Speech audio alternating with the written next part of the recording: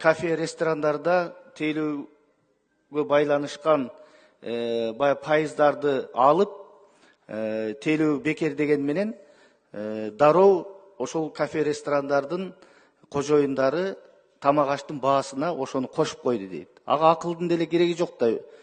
10%, 15%ды кошуп койду, алар уттурган жок. А карапайым элдин чөнтөгүнө эч кандай бул таасир эткен жок. Ошон үчүн ушундай кадамдарды жасаарда мындай анализ кылып жасаш керек да, жөн эле жасап койбой. Мына ушул маселени да караш керек. Бизде бүгүнкү күндө такси кызматы болобу, чач тарач болобу, кафе, ресторандар болобу, бүт бардыгы дүйнөлүк чоң ири борборлордон да ашып кетти. Баалар аябай кымбат.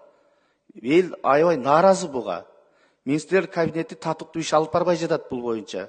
Министрлер кабинетин биз мына атайын ушул февраль айына чакырып, ушул маселелер боюнча биз парламентте карап угушубуз керек. Элдин үнүн ушул жерде биз ачык талкуулашыбыз керек. Нааразычылыктар аябай көп бүгүнкү күндө.